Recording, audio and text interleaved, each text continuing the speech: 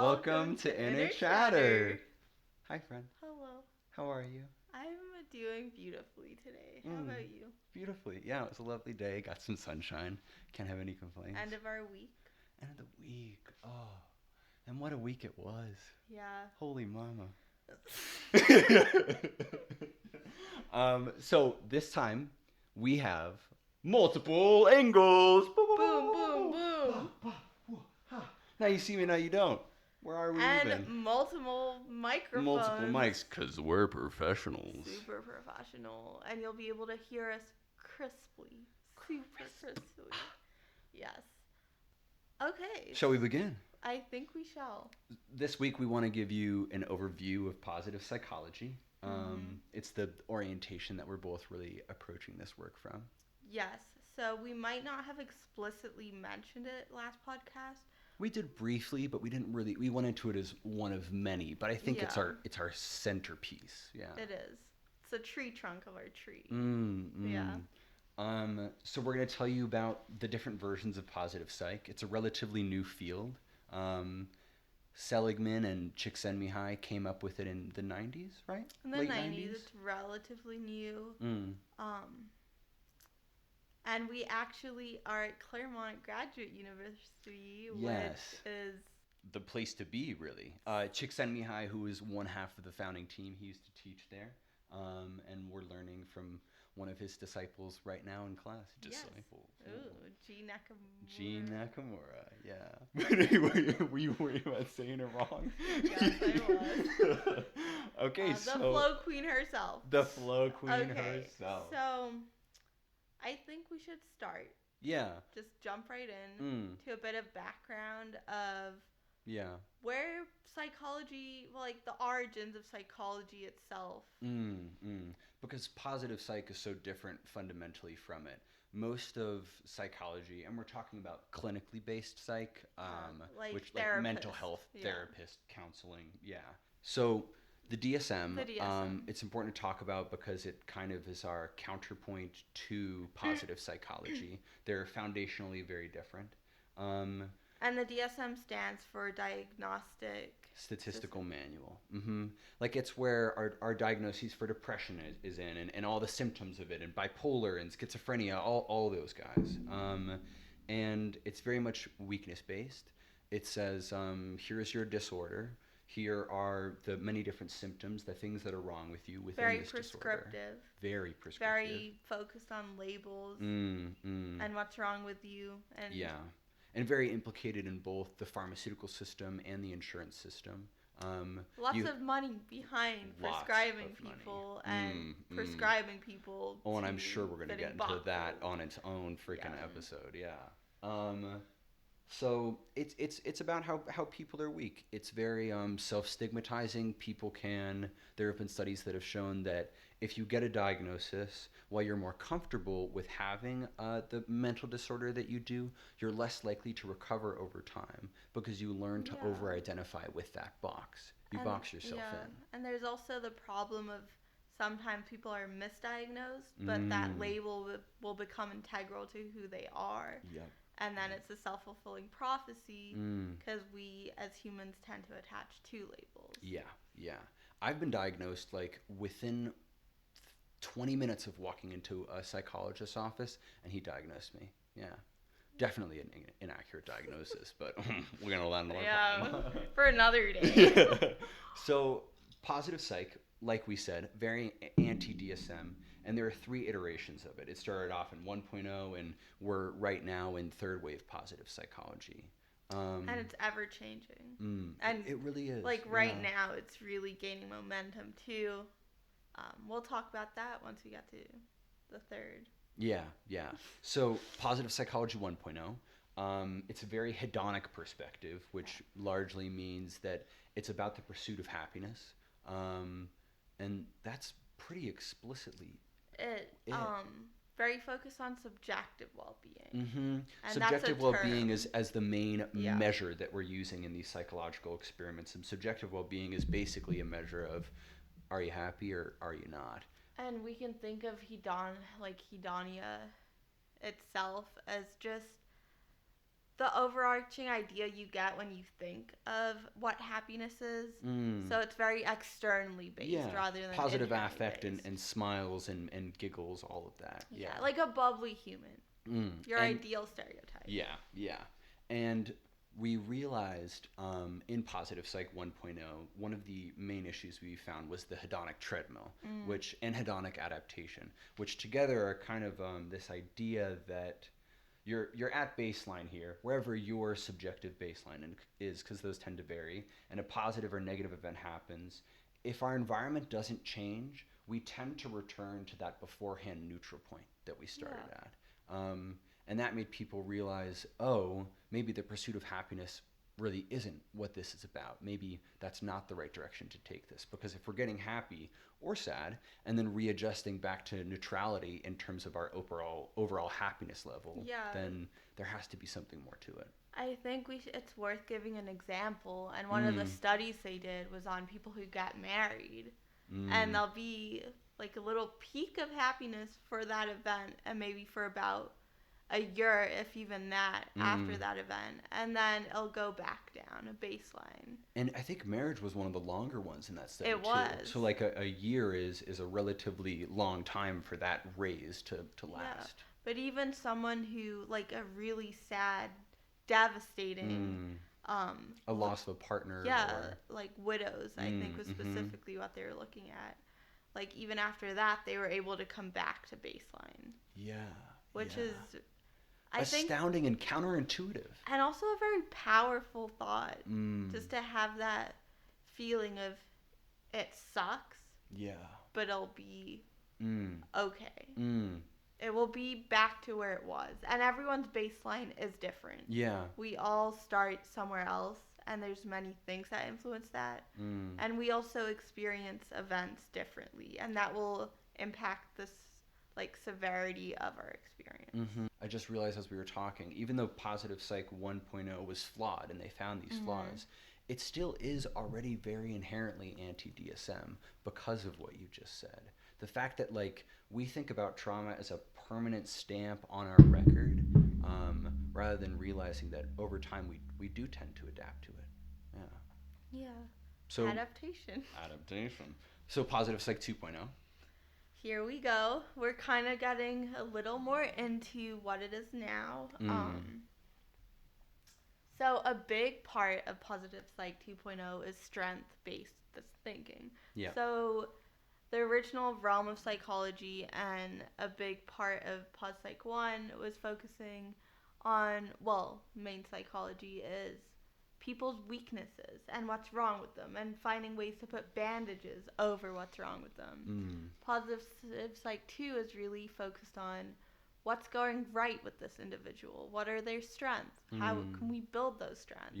This was much more concerned with eudaimonia, and eudaimonia is the idea of rather than pursuing happiness as the end goal, we're pursuing things that have an outcome of happiness, but we pursue the thing in itself. So I'm a musician, and I don't sit down to play guitar for the express purpose of getting happy. I sit down to play guitar to immerse myself in my instrument. Really connected to flow. 100%. And also flourishing was a term that comes up in Positive Psych 2.0. And those are both Positive Psych terms that I imagine we're going to give their own episodes to. I think they'll each get their own episodes. They're very big topics, but I think it's important we just sprinkle it in there. Them. And the difference with Positive Psych 2.0 is that Positive Psych 1, if you imagine a spectrum of people that are really not doing well to people that are really doing well, Positive Psych 1.0 said, okay, the people that are doing okay up to the people that are doing really well, let's make them happier. And Positive Psych 2.0 said, well, the people that aren't doing as well, I think we can also increase their capability of enjoying life. And that we're all capable of building upon our strengths and using our strengths to better interact with the world itself. 100%. Instead of focusing on how to fix ourselves. There's nothing inherently there to fix if we can build our strengths. And then that leads us into Positive Psych 3.0. Yes. Third wave positive psychology. And that is where we are now. Yeah. And that's where we are as well. Yeah, both very passionate. We'll sprinkle some of our own experiences in as well. Yeah. I think that would be helpful. Totally. So we avoided using this word in describing it with 2.0, but it's so integral in both 2.0 and 3.0, though I think 3.0 contextualizes it better. The idea of well-being. And psychological. And psychological well-being. Psychological well-being is the measure that we're using in these different psychological studies as the outcome variable. How does flow impact our psychological well-being? And well-being largely is so hard to describe. I think well-being, a big thing about it is that it really is not, you don't need to be happy, what we construe as happiness, in order to experience well-being. Yeah. And I think that's a point of a lot of confusion for people looking at positive psychology, where they assume in order to be in a state of well-being, you need to be this happy, bubbly person. Yeah. And oftentimes, that's not even the case. And that's something positive psychology isn't the focus of. Yes. And well-being is like, it's a state of mind, but a more permanent one. It's a belief set, rather than happiness as a temporary affect, like you were saying. And third wave positive psych is different from second wave positive psych in that I personally, like I said last time, I'm coming at this from the counseling lens. Yeah. And I realized even before I was studying counseling that people can really only ever help themselves. No one is going to change until they're ready to change. Positive Psych 3.0 has this idea that if we're increasing our well-being, if we're increasing our ability to enjoy life, then the things that DSM-based thinking would call weaknesses, our depression, our anxiety, whatever it happens to be, we're more equipped internally to handle those ourselves, because we're really the only people that can ever change ourselves. So if we have a better foundation to work off of, then we're going to feel better. Yeah, it's all about that inner chatter. Inner chatter. I see you working in the name. A big part of that comes from meaning making as well. And well-being, a lot of that is how we tell ourselves the story of our lives.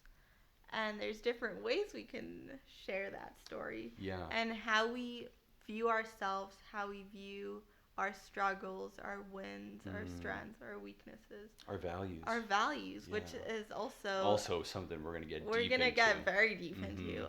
But all of these things come together to construe meaning.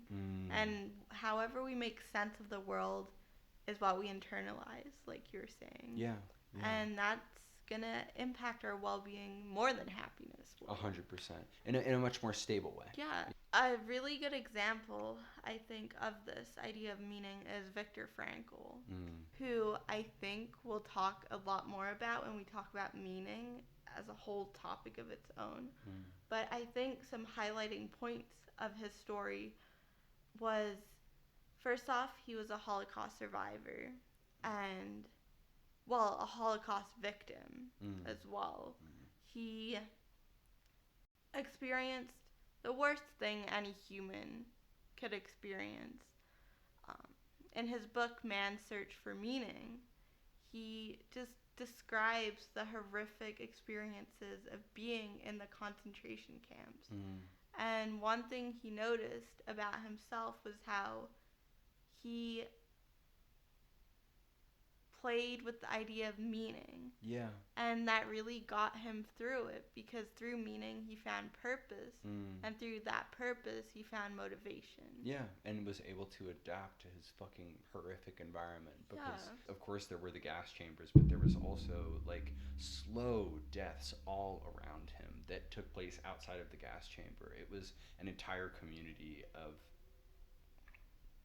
death and also dehumanization. There was one part where Well, I don't want to get into his story because I feel like that deserves like its more chunk of time and its own space. But to be so dehumanized but yet still hold on to your own humanity and sense of self when everyone else is treating you as other than. Yeah. I think that's a really powerful case of the power of meaning. Yes. And how positive psychology isn't the study of happiness, it's the study of, in a sense, survival. Yeah. And how... And meaning making and well-being and flourishing. Adaptation. Yeah. Yeah. And strength. And beauty. And being able to see the beauty in the ugliest of places. Yes. Yeah. And I think that's definitely something that we can all relate to at some level. We've all felt those moments. Yeah. There's always like, I don't know, like even if it's an exception to the norm, like I imagine, or I guess I hope for all of you that like there has been a moment where you were in a place where you usually would struggle at, let's say, an 8 out of 10, you know? And for some reason in that moment, it was a 6. Yeah. And like, you might not even consciously know why, but even just in feeling it and noticing it, that is such an important first step. Yeah. That really resonated with me. It gave me a chuckle because it just really, it resonated with me because you don't need to be at your worst to feel bad. Yeah. And I think that's something important because oftentimes people can feel like they're not valid for feeling like they may feel guilty. For example, we just spoke about Viktor Frankl and his horrific experience. And you could easily hear that and say, how could I feel bad about anything in my life? Yeah. But everything in life is on this subjective spectrum. Yeah. Your -10 of worst moment in your life is probably going to feel pretty comparable to someone else's, even if objectively, quote unquote, their experience was worse in the general perception of the world. You know, it's about our internal worlds. And that again relates back to meaning, because every moment is fleeting if we really think about it, and we're only ever truly in the present. So however we choose to perceive this present moment is going to have a lasting impact for our future self and also our past self. Because all our actions, in a way, we're talking to our past self and we're either validating or invalidating them. And like I was mentioning last time with the metaphor of the waterways, all of these different components that all add up to this beautiful whole, they're just different habits. Yeah. It might sound far-fetched as it did to me when I was younger and struggling, but if you work to instill these habits, even though, I mean, at least for me, initially when I started working on them, I was like, this is BS.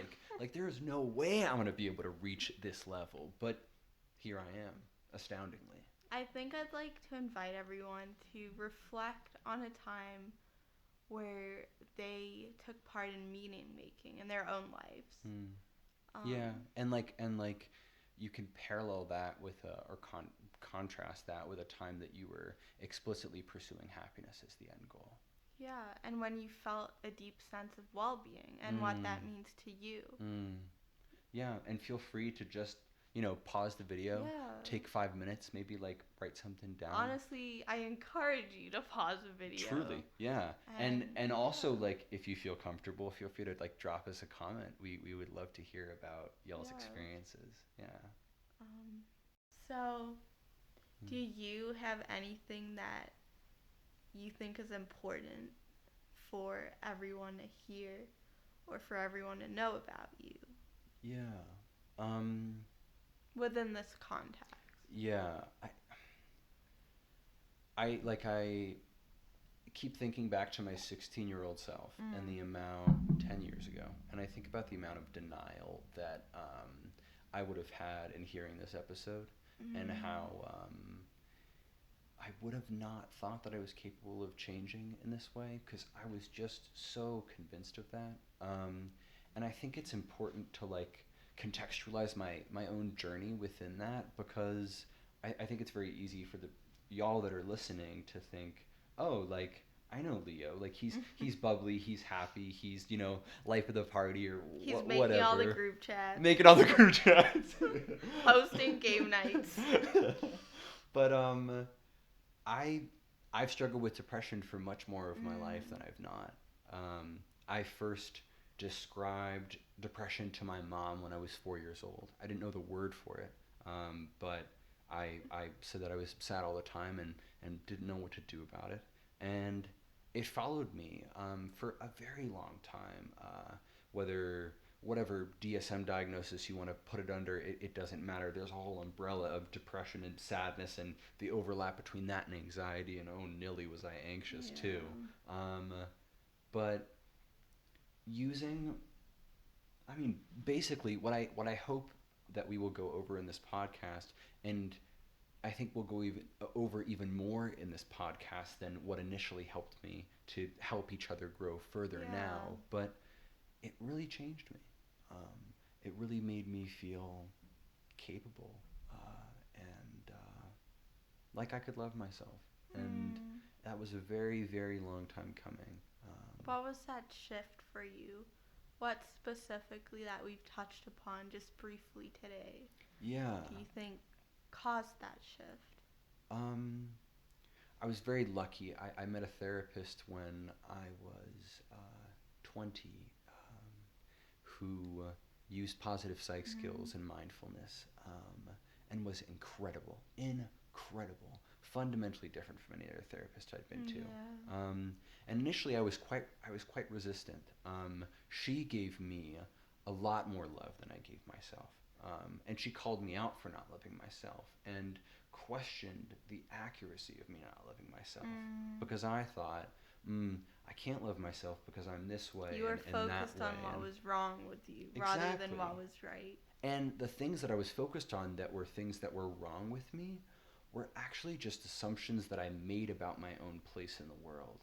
They were not as inherent to my being as I made myself in some way think that they are. And that's not even in a way to blame myself. It's just that we all get conditioned, whether it's by society and the DSM way of thinking, by our family, by our friends, by our adverse childhood experiences, whatever it is. By books, by movies. And so she gave me all of this love, and I slowly began integrating into my life, but I was still in a lot of, and that was internally. Externally, I was still in a lot of unhealthy relationships. I dated many girls who just treated me very poorly, and little Leo, he was like, like you deserve this, like, but because I didn't love myself. And after a while of practicing these and internally integrating them, a slow shift started where I realized, like these external relationships are de-enforcing the things that I'm trying to reinforce within myself. I need to change my life or I will just stay stuck here. And that realization in particular came in an acute moment. And in that moment, I was on the phone with one of my exes, and she was guilting me, as I was very accustomed to. And I broke up with her, and I said, I'd never like to hear from you again. What a powerful shift. Exceptionally powerful. Yeah. And though it was an acute moment, it would never have existed without all of the training beforehand. Because there was almost a year of training before that. The power of reframing. Truly, holy mama. What about you? Are there any like either experiences of meaning making or just anything like that you think is pertinent? Yeah, so I think for me a big part of well-being comes from reaching a point in my life where I can put up boundaries and seeing my value and being able to construct meaning in my life and meaning to myself and honoring who I am enough to put up boundaries. And I have been in very difficult relationships or friendships where I'll find myself putting more value in the other person and wanting to increase their happiness Mm-hmm. at my own extent. Mm. And this has manifested in many different ways. And it was a pattern that I was experiencing for a while where I was like, why am I attracting all of these people who are what I call energy vampires? Yeah. And those people, I would say, leech happiness. And they leech on your well being and they bring your baseline very low down. Yeah. So even when you go back up after this horrific event or horrific friendship has ended, your baseline is still pretty low because you've been conditioned to that very low energetic level for a while. And I think a big shift for my life was, first off, the introduction of the idea of well-being and how the way we make meaning of these events shapes our level of well-being. And I was able to come to terms and peace with a lot of these very hard moments in my life and difficult situations by not downplaying or putting blame on myself, which I think is very important. And oftentimes we look at what's wrong. Yeah. And what's wrong with me? Exactly. Yeah. Like, what's wrong with me? And I try and think, like, if I wasn't so naive, or if I wasn't so... Whatever it is. And then I had this shift of focusing on my strength. And I was like, wow, I'm so compassionate that I care so much about these people. But if I care so much about these people and this is one of my strengths, I can turn that around and be so compassionate to myself. And I think that's definitely one thing that has really that has just been so impactful for me, and something I want to share with everyone else, that all of our so-called weaknesses are also our strengths if we look at them from a different perspective. And once we know that, we can water them. And like the sage plant that's going to soon be tea, we can turn that into a source of resilience. Yeah. And resilience is like a complementary aspect of positive psychology. It's on the other end of savoring. Yeah. Because, like, resilience is that end where shit is hitting the fan, and you need to positively adapt in order to make it through. Yeah. Whereas savoring is in those beautiful, good moments. How can we squeeze every last good drop out of them? Yeah. And those two have been big moments in my life, I think. And I think it's very beautiful that, well, first off, thank you for sharing what you shared and being vulnerable. Thank you, yeah. Because I think this is an important part of our podcast as well, where we're not just giving the empirical ideas behind positive psychology, but we're also opening up our hearts. Yeah. And showing that it's okay to be vulnerable. And there's also strength in vulnerability. Yeah. Well, and like, also, this podcast, as much as we love making it, it's also for the benefit of them. And, like, if you see a statistic or hear a statistic, your heart doesn't resonate with that. No. But, like, if we humanize ourselves and, like, y'all get to really, get in our minds and see our perspectives with things, then, like, I think, and from my own past experience, it informs this too, that, like, it would be so much more accessible for you to accomplish all of these things. Yeah. We can be like real life guinea pigs, and we're learning and evolving as we go as well. So we're all in this together. I just wanted to point this out. I think an interesting shared theme between our stories was this idea of internal change to external, back to internal.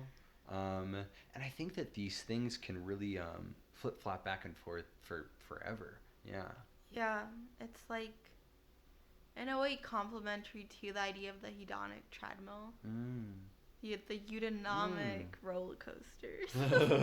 Yeah. Like, once you create meaning, it's like you keep constructing it. You're figuring out what it means to you, how it affects the community you're in, how you can bring the community into your construction of meaning. And then how that changes the internal self again. And then you ride down that wave, and then you go back up and create more meaning. That'd be a great freaking study. Yeah. I wonder if there's stuff on that. We gotta get on Google. Roller coaster.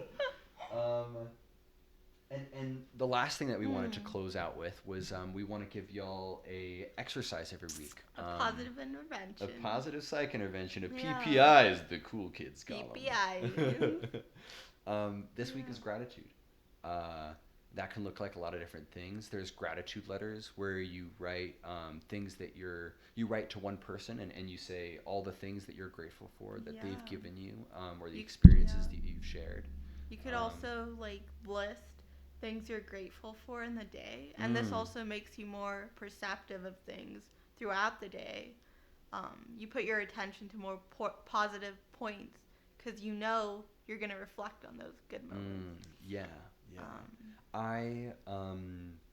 We're both meditators. Yes. So I love to do gratitude meditations where it's basically just the idea of listing things that you're grateful for, but rather than writing them down, you sit and reflect on them and try to immerse yourself back in the experience as much as you can. However, for people that aren't as used to meditating, which, I mean, a lot more of the population isn't, so I'm sure there's many of you out there, I think, honestly, the writing down things that you're grateful for could be more accessible. And you could just start with 3. You could just list 3 things you're grateful for, and if you feel comfortable, you could share them in the comments. Oh yeah, we'd love to hear from you guys. That would make us happy. What about you, Leo? What are 3 things you're grateful for today? Gosh, your friendship, man. It's so humbled to know you. My partner. And all her loveliness. Beautiful. Yeah. Beautiful gal. And, gosh, the ability to freaking grow. Just talking about all this stuff. I know there's such broad stroke gratitude things, but they can be that big. Or, if y'all want to be thankful for freaking French toast, I don't eat French toast, but I know that it slaps. So, be grateful for French toast. I love being grateful for the sunshine every morning. And that it's a beautiful, to end the day, but also to start the day. To start the day on a note of gratitude. Me and my boyfriend like to message each other every morning 3 things we're grateful for. Oh, and it just my heart. it just starts the day off to such a beautiful note because you're also sharing that, and that just brings more joy. And you got to capitalize on the gratitude, which I think is really important. What are 3 things you're thankful for? Now you can't do sunshine. Oh, so. No. I'm grateful. I'm very grateful for this podcast. I think this is a really beautiful thing we're doing. And just being able to have these conversations with everyone. I consider you all to be here.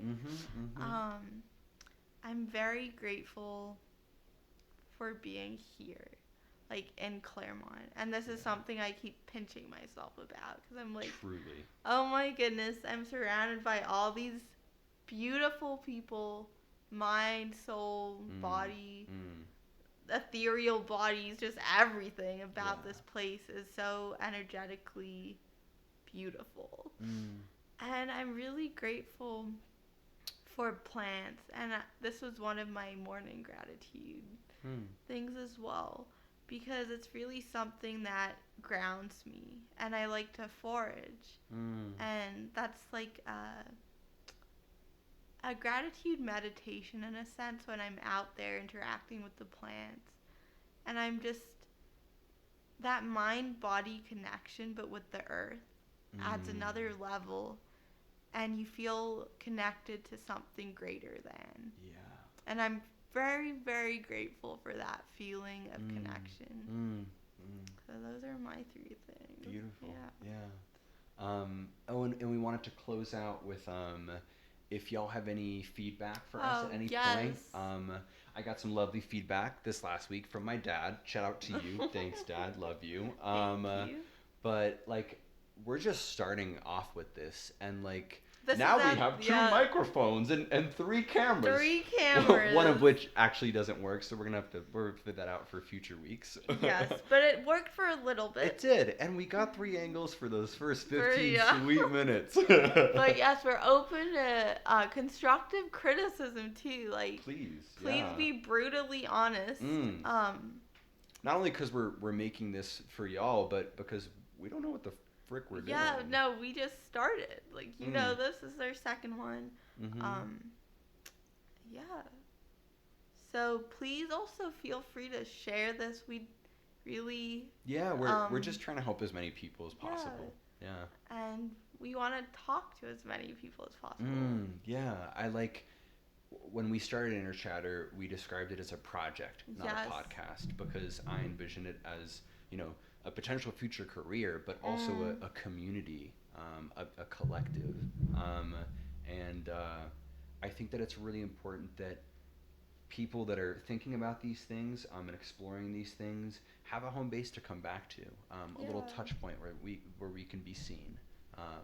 And if you're working on these things, we see you, and we'd love to see you. Yeah. And you're safe in our nest. Yeah, in our corner. In our corner. Yes. Thanks for coming. Much love to all of you. Yeah, thank you very much, and we'll see you next time. Yeah. Soon. That's gonna be a fun one to edit. Oh, yeah. It's based in the DSM. I just realized that I was putting my foot up that whole time, and that it was like directly blocking the camera. The foot fetishes will love it. Okay, let's just... Cycle. Okay. So. Sorry, my coping when I'm sad is the worst. God, it's the worst. I think we should put a blooper reel at the end. Oh, we should. Yeah. We should. God, where were we? It was a way. It is getting hotter in here real quick. It's getting very hot. It's hot. I love how you called out your ex as well. Well, okay, like I called them out, but like, honey, no, I was big trouble too. No, you're right.